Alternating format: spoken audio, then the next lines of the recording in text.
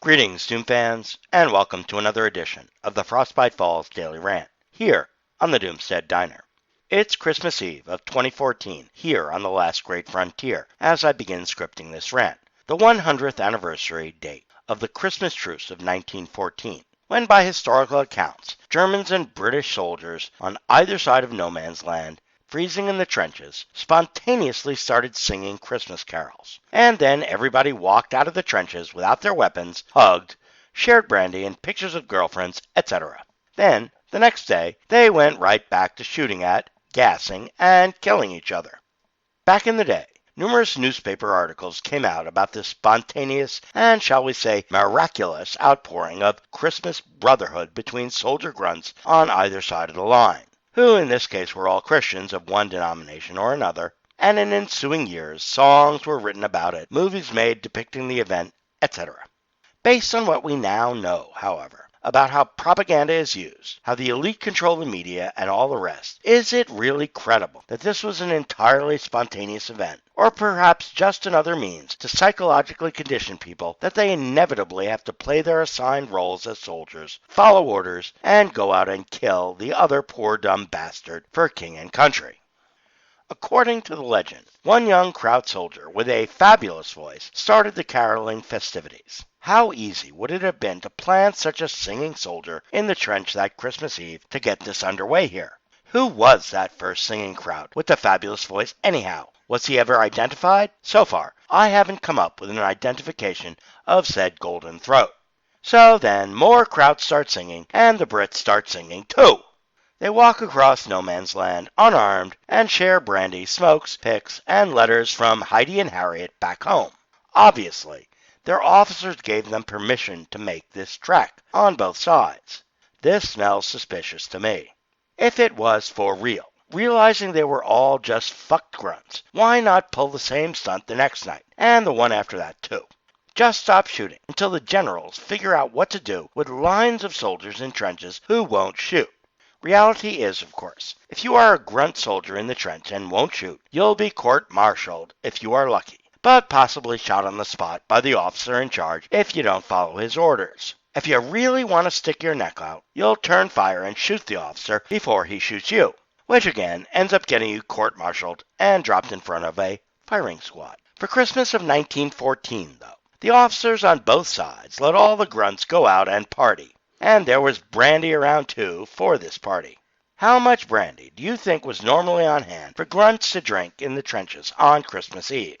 I'm sure the officers had a nice stash, but I highly doubt the grunts had very much, and if they did have a little, would they be giving it to Krauts who were just shooting at them yesterday to drink, if the Krauts weren't equally well supplied with bottles of schnapps?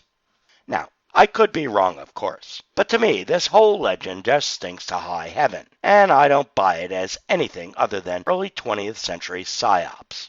Truces are often staged by the powers that be on both sides of any of these conflicts periodically, often on the religious holidays. But other than this one particular anomaly, I am unaware of any instance where truce was spontaneously declared by grunts fighting a pitched battle, and you absolutely could not pull it off without the officers signing off on it.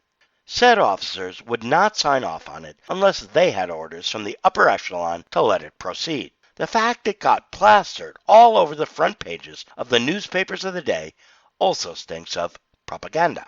After this miraculous one-day spontaneous truce, they all go right back to massacring each other. And beyond that, as we progress through history here, the grunts who either enlist or get drafted continue to do the same thing, even if they are dimly aware that the guy on the other end of his rifle barrel is basically just like him, and they are all just being pushed around like disposable pawns in a chess game between elites who never get anywhere near a battlefield. Even today, I talk to friends who either are currently in the military or who served in the military, and while many of them now grant that the country is run by a corrupt oligarchy, they still believe they are fighting for freedom and that their cause is just, fighting for the American way of GMO fast food and endless Chinese junk on sale at low prices every day from Walmart. They virtually all totally despise Obama-sama, but he is their commander-in-chief. And if Obama says bomb Syria back to the Stone Age, the jet jockeys and joystick controllers at Langley all saddle up with nary a peep from any of them, until maybe after they retire like Smedley Butler. While still in the military, though, forget disobeying orders. Just questioning orders is professional suicide there. So right down the chain of command, from Commander-in-Chief right down to the lowest buck private grunt, nobody questions orders. Where does the Commander-in-Chief Obama-sama get his orders from? From his handlers and paymasters, the folks running the too-big-to-fail banks and energy corporations, of course. Anywhere along this line, from POTUS down to buck private, if you don't follow the orders, you will be squashed like a bug. So, unless the big kahunas at the top here see some advantage in declaring a ceasefire and truce, there is no ceasefire and truce. If the big kahunas can't settle their differences and decide to start pitching nukes at each other, the boys with their fingers on the buttons will push them. This is how the system works. And if you try to deviate from it, generally speaking, you get your ass handed to you on a platter. The solution to this problem comes in two ways. First off, the failure of the monetary system, which gives the big kahunas the power. And second, the realization by the grunts that they can't participate in the system at all, at any level. Because at any level below the very, very top, you have absolutely no control over what goes on.